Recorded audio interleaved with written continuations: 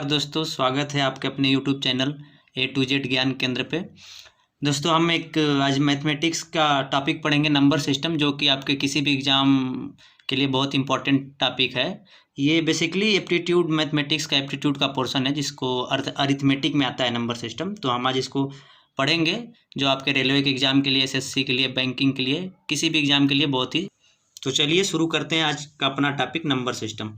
देखिए basically number system में हम नंबर सिस्टम में दो नंबर आते हैं, नंबर रियल नंबर और कॉम्प्लेक्स नंबर। रियल नंबर वो होता है जिस नंबर को हम नंबर लाइन जैसे आप देखते हैं कि नंबर लाइन जो होती है, यहाँ पे हम एक ओरिजिन ले लेते हैं 0, इसके राइट हैंड साइड में पॉजिटिव नंबर आते हैं जैसे 1, 2, 3, और लेफ्ट हैंड साइड में निगेटिव आते हैं -1, -2, -3। तो रियल नंबर बेसिकली वो नंबर होते हैं जिनको हम नंबर लाइन पर रिप्रेजेंट कर सकते हैं। जैसे कि एग्जांपल में ले लें, हम कोई नंबर ले लें 6, तो हम 6 को रियल नंबर लाइन पे रिप्रेजेंट कर सकते हैं। और -7 ले लें तो मतलब उसको हम जिस नंबर को नंबर लाइन पर रिप्रेजेंट कर सकते हैं उसको रियल नंबर कहते हैं। इमेजिनरी, अब दूसरा इसका पार्ट आता है imaginary number. Imaginary number basically वो नंबर होते हैं जिसको हम कहीं रिप्रेजेंट नहीं कर सकते, इसको इमेजिन कर सकते हैं, हम सोच सकते हैं, जिसमें एक कंपोनेंट आयोटा कंपोनेंट आ जाता है, जैसे कि 3i, अगर i आ गया उसमें तो इमेजिनरी नंबर हो जाता है।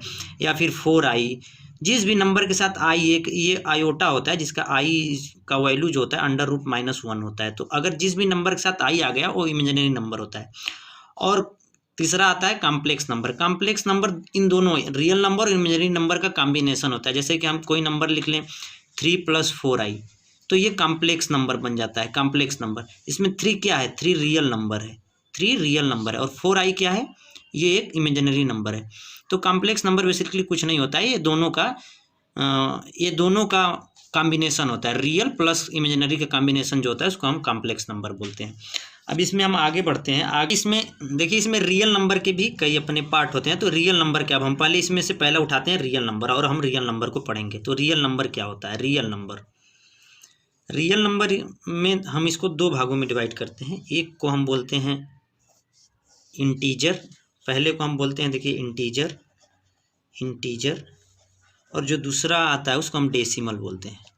ठीक है, डेसिमल। अब तो इसमें हम पहले जो पढ़ेंगे उसको डेसिमल को पढ़ेंगे कि डेसिमल क्या होता है। अब डेसिमल में हमारा जो पार्ट होता है, डेसिमल हम लिख लेते हैं हेडिंग।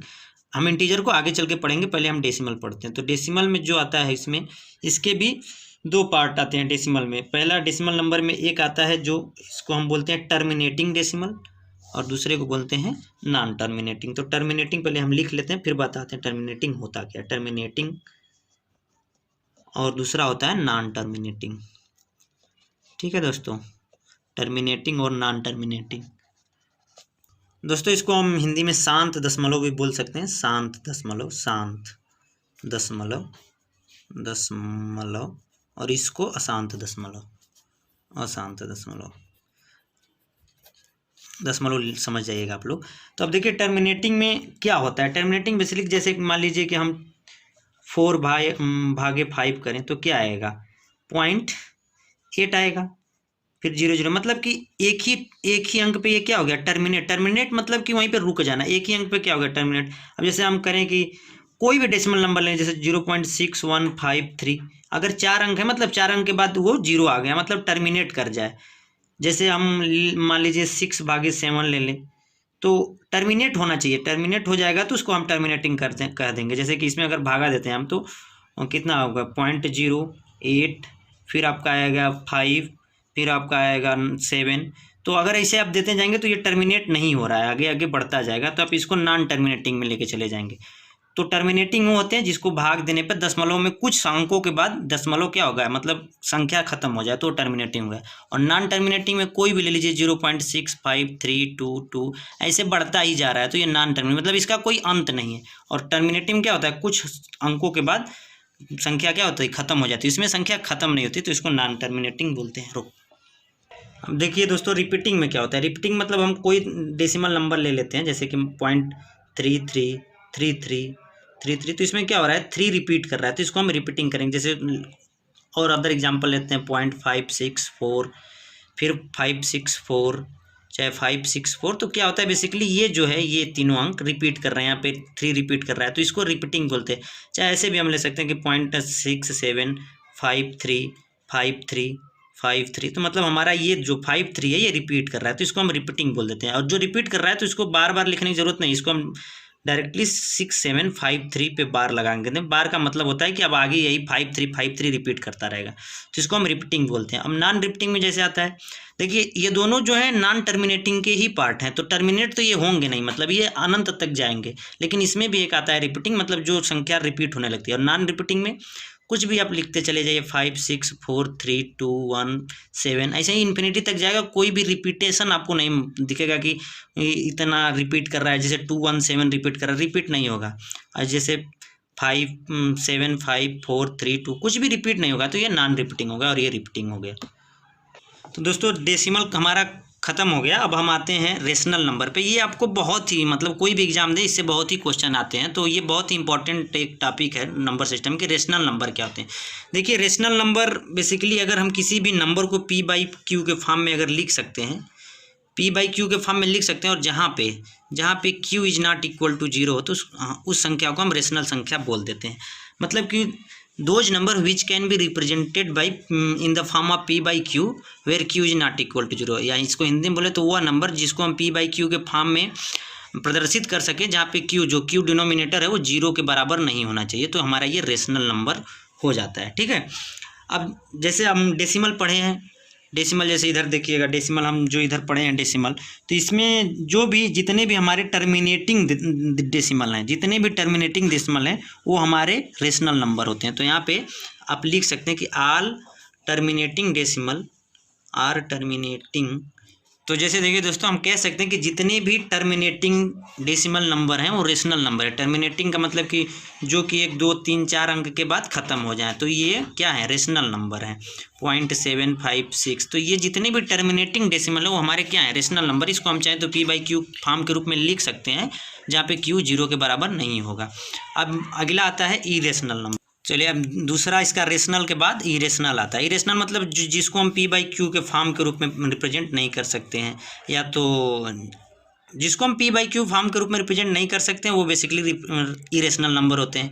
या जो भी जितने भी अंक, जितने भी संख्या अंडर रूट में आते हैं, जैसे √7, √11, √350, जितने भी अंडर रूट में आते हैं ये इरेशनल नंबर होते हैं। और जितने भी संख्या के साथ पाई जो वैल्यू होती है, पाई इसका 22/7 वैल्यू होता है, लेकिन जब इसको आप भाग करेंगे तो ये नॉन टर्मिनेटिंग डेसिमल आता है।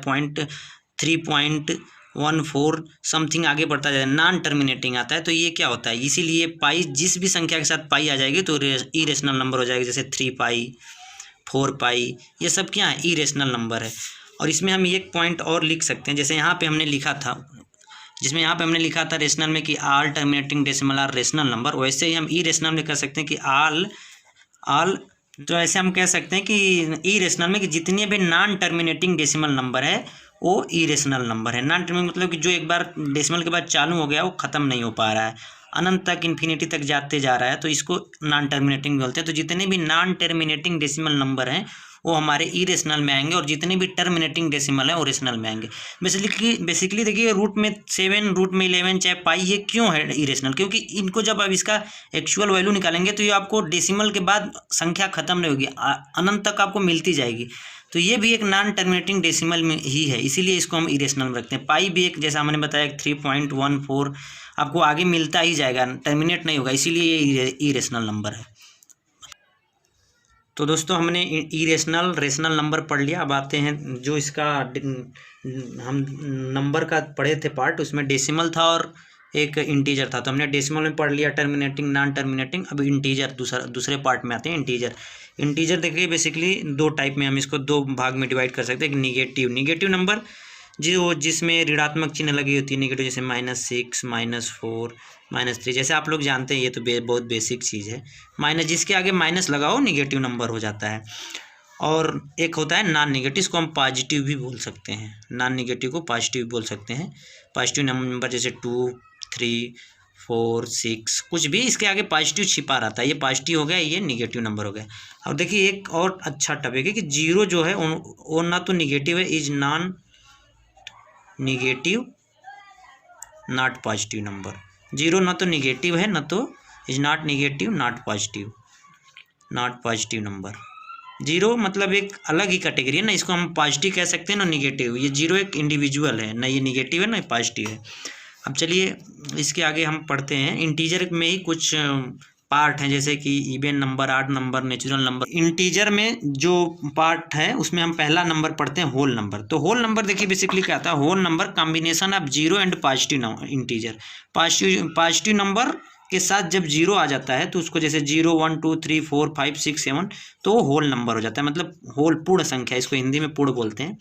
तो जीरो हो इंक्लूडिंग जीरो और वन पॉजिटिव इंटीजर तो होल नंबर हो जाता है। दूसरा आता है नेचुरल नंबर।